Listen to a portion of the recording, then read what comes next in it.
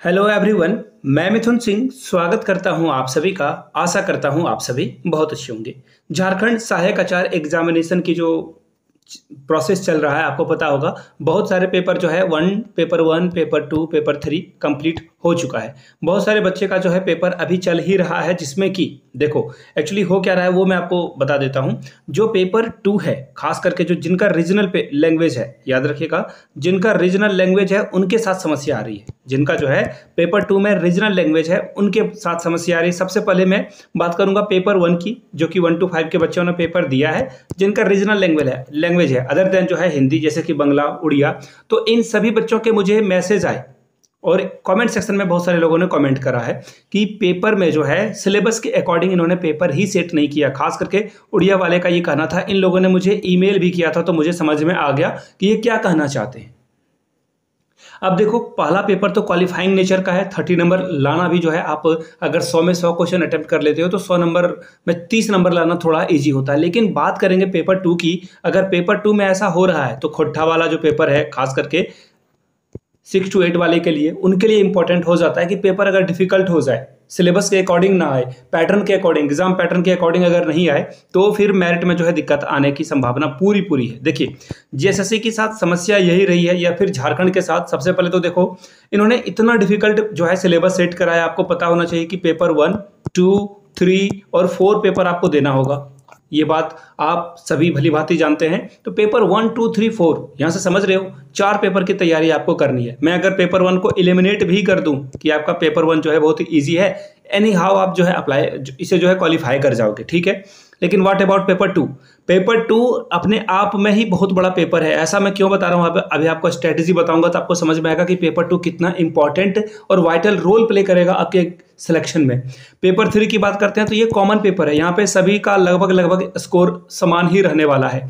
लेकिन पेपर 2 में जो अच्छा करेंगे उन्हीं का सिलेक्शन होगा, पेपर 3 में जो अच्छा करेंगे उन्हीं का सिलेक्शन होगा। क्योंकि पेपर 4 माशाल्लाह बहुत ही बड़ा इन्होंने जो है सिलेबस, लेंदी सिलेबस दे रखा है। आपको भी पता है कि फिजिक्स, केमिस्ट्री, मैथ का सिलेबस इतना लेंदी है जिसे पढ़ कर कंप्लीट कर पाना असंभव है। खास करके केमिस्ट्री वाला सिलेबस इतना डिफिकल्ट इन्होंने सेट कर दिया कि जिसे पढ़ा ही नहीं जा सकता है। अब बोलोगे ये बड़े बड़े मोटिवेशन वाले लाइन हैं कि एक जो है तबीयत से पत्थर उछालो तो आसमान में भी सुराग हो सकता है। ये सब गाने सुनने में ठीक लगती है, बट रियलिटी में इतने कम समय में तैयारी कर पाना, that is next to impossible, possible ही नहीं है। देखिए, अब हो क्या रहा है कि पेपर 2 का जो परीक्षा कुछ लोगों के द्वारा दिया गया है, जो क्षेत्रीय भाषा है, खास करके रीजनल लैंग्वेज, जैसे कि खोट्टा हो गया, पंच परगनिया हो गया, कुरमाली हो गया, तो इनके पेपर देने वाले बच्चे कमेंट सेक्शन में कमेंट कर रहे हैं। मैंने सभी को कहा कि ईमेल कर दो। एक्चुअली क्या है ना, डेटा एक जगह से रहता है, तो मैं अभी कमेंट, इस वीडियो में आपको कमेंट भी दिखा पाता, एक्चुअली उनके ईमेल को दिखा पाता। कमेंट में क्या होता है, जब आप एक बार कमेंट को पढ़ लेते हो तो यूट्यूब वहां उस कमेंट को रिमूव कर देता है। एज ए क्रिएटर आपको तो दिखेगा ही, मुझे नहीं दिखता है। इसलिए मैं आप लोगों को बोला था कि आप लोग सभी लोग ईमेल करें। बहुत सारे लोगों ने कमेंट करा, तो मैंने कहा कि ईमेल करो, आपकी क्या समस्या है, कितने क्वेश्चन पैसेज से आए, कितने क्वेश्चन ग्रामर सेक्शन से आए, कितने क्वेश्चन बुक से आए, कहां से आए। एक्चुअली एक डेटा रहेगा तो वीडियो बनाने में सुविधा होती है, लेकिन आधे कच्चे प्रूफ के साथ अगर आप वीडियो भी बनाओगे तो उसका इंपैक्ट होता नहीं है, जो कि ये इसमें हो रहा है। मैं आपको बिल्कुल ईमानदारी से बता रहा हूं। आपको जब तक एक आइडिया नहीं मिलता है, रॉ डेटा के साथ जो है आप नहीं जा सकते हो, कच्चे डेटा के साथ आप नहीं जा सकते हो। डेटा बहुत इंपॉर्टेंट है। आप बता सकते थे कि देखो यहाँ पे कितने सवाल पूछे जा रहे हैं बुक से, कितने नाटक से सवाल पूछे जा रहे हैं खोट्ठा के लिए। तो देखिए, मैं आप लोगों को एक बात बताना चाहता हूँ। खोट्ठा का एक पेपर जो है पेपर 2 होने वाला है, तो खोट्ठा का जो पेपर 2 होगा उसके लिए एक वीडियो मैं आप लोगों के लिए बना रहा हूँ, महामैराथन। 100 क्वेश्चन के एक ही वीडियो में जो है 100 क्वेश्चन में करा दूंगा आप लोगों को। तो जिन लोगों को खोट्ठा का टॉप 100 चाहिए होगा तो वो नीचे कमेंट करके जो है टॉप 100 लिखेंगे, तो खोट्ठा के लिए एक वीडियो बन जाएगी। अगर किन्हीं का हिंदी है तो हिंदी के लिए भी मैं बना दूंगा। दो अलग अलग सब्जेक्ट का मैं प्रॉमिस करता हूं कि आपको ये वीडियो बनकर मिल जाएगी, ठीक है। अब आगे देखिए हुआ क्या है। झारखंड के साथ ये समस्या हमेशा से रही है, खास करके जेएसएससी के द्वारा जो है हमेशा से कुछ ना कुछ ऊटपटांग हरकतें की जाती है। इस बार भी हुआ है। तो पेपर को इस तरह से डिफिकल्ट से सेट किया गया जिसके बारे में कुछ कहा ही नहीं जा सकता है। अब देखो, मैंने ऐसा नहीं कि मैंने किसी और से बात नहीं करी, बस कमेंट सेक्शन से ही वीडियोस बनानी शुरू कर दी। मैंने बहुत लोगों से पूछा कि पेपर 2 का लेवल था क्या, तो सभी लोगों ने कहा कि ये लेवल बिल्कुल ही नेक्स्ट टू इम्पॉसिबल वाला पेपर था। ऐसा क्यों? क्योंकि देखो, सीजीएल का भी पेपर हुआ, उसके जो पेपर 2 के, जिनका पेपर 2 खोट्ठा है, कुरमाली है, अंगिका है और भी अलग अलग पेपर हैं, तो उन्होंने कहा कि सीजीएल का पेपर बड़ा इजी था।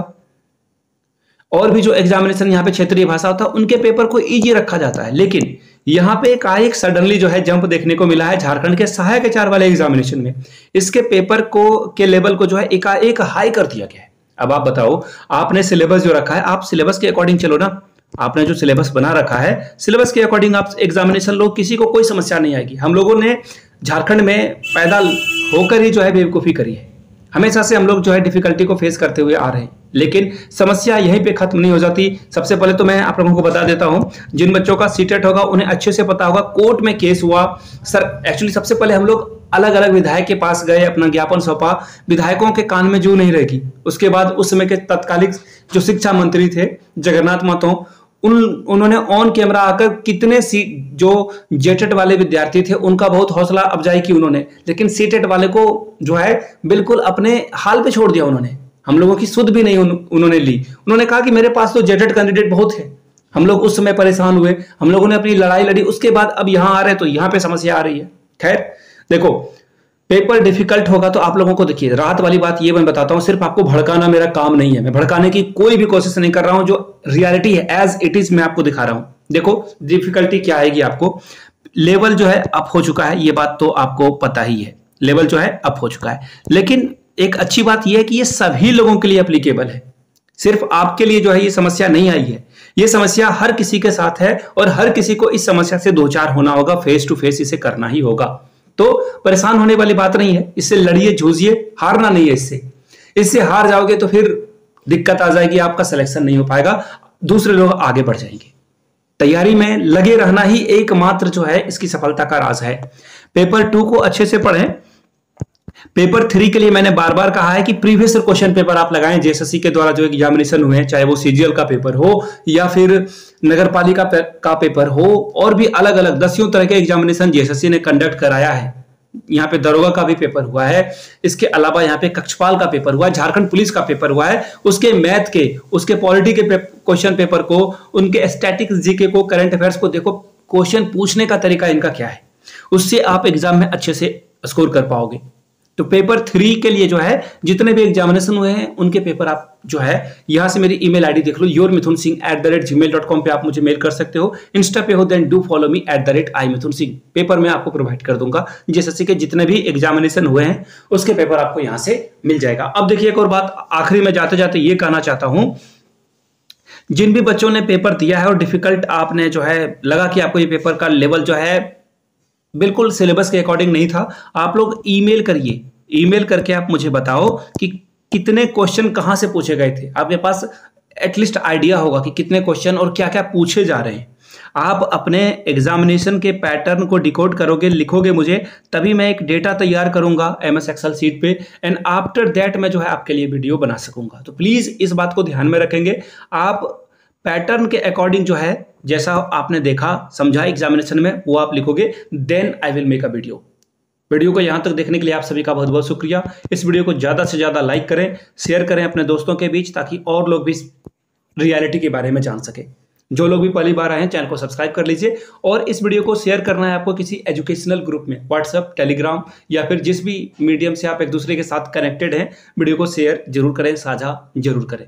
फिर से आप सभी का एक बार शुक्रिया रहेगा इस वीडियो को यहां तक देखने के लिए। चलिए मिलते हैं किसी और वीडियो में, तब तक के लिए आप सभी का फिर से एक बार बहुत बहुत धन्यवाद।